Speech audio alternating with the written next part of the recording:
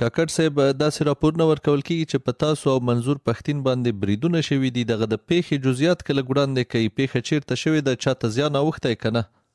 موږ یو فاتحه ته تلو د بټګرام سره مین هایوې باندې.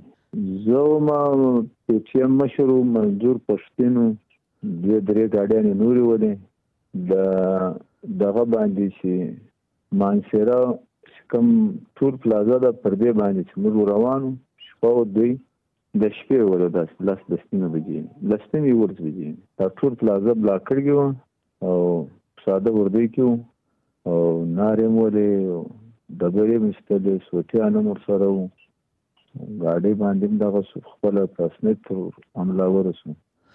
په دې حمله کې دازې شوي دي او که د لرګیو کاڼو ګزارونه شوي دي؟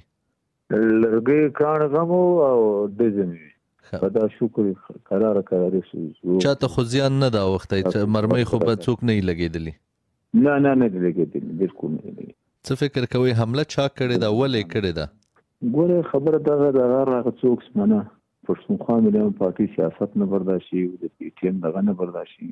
نو د دې زموږ خو هغه دي موږ ډېر ساده غبرګون ډېر ساده پوښتنه لرو چې موږ د ملک کې د جمهوریت او د پارلیمنت بالادستي غواړو، د آیینو د قانون حکمراني غواړو، ټول پښتونخوا وطن کې د دهشتګردي خاتمه غواړو او د پښتون قام وحدت غواړو او د قومونو برابري غواړو. په سیاست کې د اسټابلیشمنت او د انټيليجنس ادارو مداخلت بندول غواړو.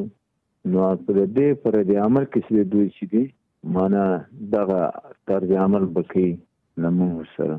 نو موږ به خپل قام د خپل وطن د خپل ولس لپاره خو به همت خو وکړو